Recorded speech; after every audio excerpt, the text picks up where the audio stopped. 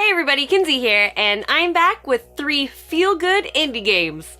So, right as of the filming of this, we're in the middle of a pandemic, and I've been noticing that I've just been gravitating towards these, just like feel-good indie games, be it the story or the exploration or whatever. So I thought I'd share those with you because that's all I've been doing lately, and it's been so great, actually.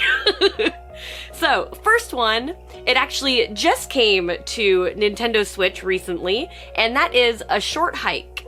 I actually played it a while ago when it was free on the Epic Games Store, but I'm so excited that it's come to Switch because I've recommended it to a lot of people, and they're like, oh, well, I just play on consoles. Well, now's your chance, because it's out on Switch, and it's cheap. I think it's like $7.99 or something, so this experience is totally worth it. And so basically what the game is you play as Claire, and you are visiting your aunt at Hawks Peak Provincial Park. It's basically a big island park that's also a big mountain. And I'm not sure about it, but you don't really seem thrilled to be there, because you're from the city, and this is like a big wilderness. And you sleep in, of course, it's like afternoon, and you get out of the cabin and you talk to your aunt, and you're like, well, I'm waiting for a phone call. And she's like, oh, well, you're not gonna get any service here. Maybe at the top of the mountain. And you're like, oh, but that hike's hard. So thus starts your adventure to climb Hawks Peak. And what an adventure it is. It's such a calming game. And so the point is to get to the summit. But you can take your time. You can chat with fellow hikers. Some of them will have quests for you, or requests, or, maybe you'll make some friends along the way. There's fishing, and I love a good game with fishing, don't get me wrong. So you can collect all the fish, and that's really calming. And you can either follow the path or wander wherever you want. There's treasure, there's secrets, there's random sort of mini games, so there's like races and stuff. And also, new with the Switch version is you can rent a boat and drive it around the island. And that boat is super satisfying to drive. But there's something just about this game that I absolutely adored. Like, from the conversational writing style to, I always felt like I had something to do while I was playing it. I'd be like, oh, well, I found this, treasure map, so I'm gonna go do that. Or I only have a couple fish left in my little fish journal, I'm gonna do that. You always have something to do. And so you have to learn how to climb and fly, so you'll be gaining golden feathers, and you can get those through buying them, through quests, you can find them, and the more golden feathers that you have, the higher you can climb. So you need to have so many to get to the top of Hawks Peak, so you can get that phone call.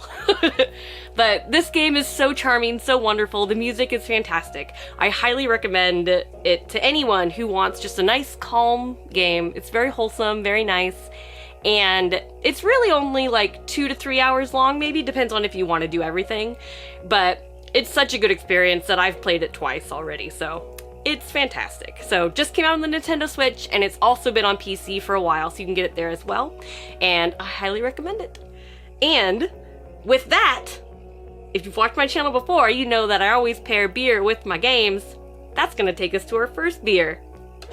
And it is Summitview Golden Lager by Single Hill Brewing.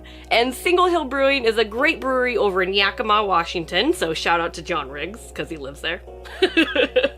And this is a great little brewery, and I was really excited when I found their beer on this side of the mountains in Washington. So I haven't had this one, but I've had other stuff from them before, and it's all been great. And so this is a lager, so that's a little bit different process of brewing than an ale. When you lager a beer, you make it a little bit differently, but it's mainly when it's doing its fermenting, it's very cold. It's the biggest difference in the process. But, it's so good. I'm trying to see if we got facts. We don't got a lot of facts. Our Golden Lager showcases the bread and honey flavors of Munich malt along with a Northwest play on a noble hop bouquet. Stay gold. Stay gold. All right, let's try this. And it's weird, this summer, I've totally been on a lager Pilsner kick, partially because it's been kind of warm in Seattle and my apartment doesn't have air conditioning. So it's 500 million degrees hotter in my apartment than it is outside. So I've been having a lot of lagers. It's been great. And because I'm usually such like a darker beer person that it's been really fun to discover new lagers and pilsners, and oh, it's been great. Anyways, back to the beer. It definitely has that like kind of bready smell, which is weird because a lot of times lagers you think of like stuff like Budweiser, you know, like stuff that doesn't have a ton of flavor, but this is so good. I can definitely taste like hints of honey. It's very bready. I can taste a little bit of hops. I don't remember what kind of hops it said it had. Noble hop. But this is real good, and it's super crisp. It has really good flavor for a lager. And it's so cold that it's like real good right now because it's hot in here. So that is the Summitview Golden Lager by Single Hill Brewing in Yakima, Washington. All right, next up is gonna be another game. And so my next feel-good indie game is called Spiritfarer. And that also just came out on, I know it's at least on Switch and Xbox One, because it's on Game Pass. So that's currently how I'm playing it, actually. I found out about it in that Nintendo Direct Mini that we're talking about indies, and so I talked about it there, and then when I was doing a little bit of research online to see if I would like it, I also saw that it was on Game Pass, and I was like, ooh, I got that, it's free then. Well, for whatever, yeah. But so that game is super touching. It's basically, you play as Stella, and she is the new Spiritfarer. And what that is so you, in the very beginning, you take over for Charon, who is like the ferry master for the dead, transporting them to the afterlife. And in the very beginning, he like retires? I don't know. He gives the responsibility to you. And so you are the new person to help transfer people to the afterlife. And so you meet people along the way, and you have an actual boat. You're a fairy woman, I guess, but fairy master. And so you have a boat, and it's really fun because it's more of a cozy management sim game is what it is in the heart. It just has like such a touching story that goes along with it. But you're farming, you're crafting, you're mining, you're like shearing sheep, and you know, you're watering plants and you're cooking. And so it's definitely a management sim, but the heart of it is definitely the story, because you get these people on board. Some of them are not in the best of spirits. I mean, they kind of just died. And so you can make them happy by serving them their favorite meals, which you can discover through conversation and experimentation on what you can feed them.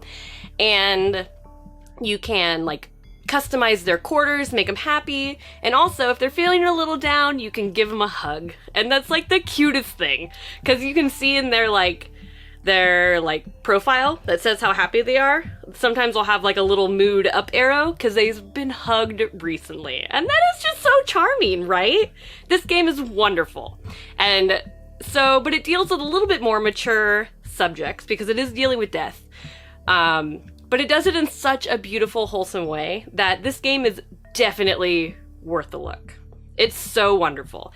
And all of the spirits who come on your boat are like, they're all animals in a way. They were people in real life, I think. But like the first one, you get a deer, and you actually know her from your life. So it's really cool because some of it's a very personal relationship that as you play as Stella, you learn more about, or it's people you didn't know and you have new friends, and you know, until you have to say goodbye. So it also deals with saying goodbye and death, but it's a management sim at heart, so it's crazy. And on your boat, you can explore this like big sea that has like tons of things that you can do and different characters you can meet, items you can collect. And on the boat, you set waypoints. Which leads me to my next beer, because it's called Waypoint Pilsner. All right. So, anyways, you gotta play Spiritfarer. It's fantastic. It's on Game Pass, just came out on Nintendo Switch. It's totally worth it. Next beer. So, Waypoint Pilsner by Boundary Bay Brewing. which is a brewery up in Bellingham, Washington, which is also where I went to college. So I've had a lot of Boundary Bay. But it's a brewery that is kind of close to my heart because I went to college up there, and I still love that city so much. And it's wonderful. And Pilsners are actually a form of lagers. They're just a little bit different. A lot of the times they're changed by adding more hops and things like that. You can have a lot of like dry hopped Pilsners and things like that. So they're a little bit more like, I would assume they just have more body than a regular lager. But this one, we got stats. 4.9% alcohol, 38 IBUs, 3 SRM. And it says this Bohemian style Pilsner is brewed with continental and local malt from Skagit Valley, resulting in a super clean lager with subtle bitterness and a classic crisp finish. And I did make sure to pick all independent breweries for my independent game video. All right, Waypoint Pilsner.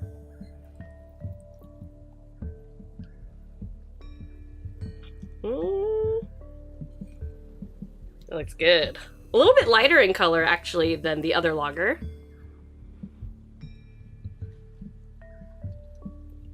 You can definitely taste that it has hops in it. Well, I mean, all beer is hops, but this is like hopped beer. So it definitely is way more bitter than the lager, but not in a bad way, not in like an IPA way, just in a fullness of flavor kind of way. It's good. It's still a really light beer, has a subtle bitterness, it's crisp, it's clean, it's a Pilsner. It's good. But yeah, for hot weather, that's all I've been drinking is like lagers and Pilsners and Mexican lagers, and oh god, I love it. All of that stuff so much. It's been great. So, next game. And the next game is a quirky one. I loved it so much.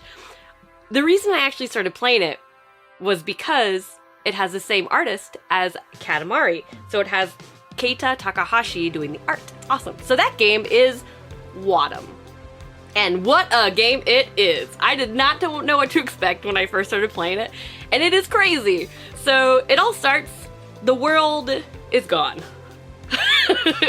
And you start as the mayor, you're all by yourself, it's all dark, and you're like, well, I'm lonely. Sucks that the world ended. And then you meet a rock. And the rock is a character, like it can walk around and do stuff. And then you like slowly will get more characters back, and you're rebuilding the world through friendship.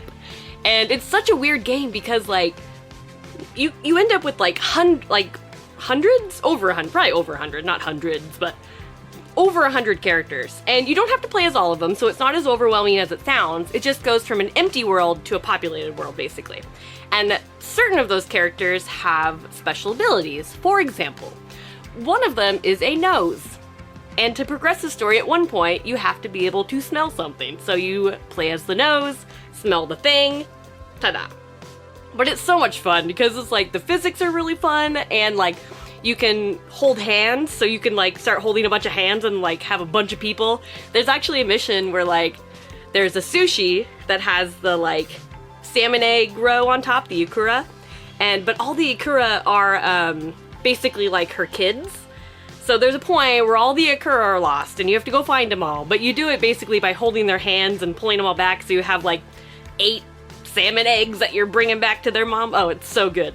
Like, every time I try to explain this game, like, it doesn't make any sense, but you just slowly bring all the characters back to the world, and you slowly go by unlocking seasons. So I believe you start with spring, but then you would, like, unlock autumn and winter and summer, and each of those seasons is a different island, and they speak a different language. So, like, I think one of the islands speaks Russian, one's Korean, and one's Japanese. And it's really cool, because it's just kind of showing that, you know, we can put the world back together, even if we can't necessarily understand each other. So it's a really beautiful game. The art is so quirky and fun. And I had a big dumb smile on my face the entire time I played that game. That game is so much fun. And it's not as new as the other ones on my list. I think it came out like last year, but I played it on PS4, and it's well worth a play. It is excellent. And yeah, I just smiled the whole time. That game's so weird and silly, and like, there's like, as mayor, you can take off your hat and there's a bomb under it. So there's a point where you're like, everyone's like, kaboom, kaboom, like, we gonna blow up again? Because like, basically, when you blow up that bomb, everybody like laughs and they love it.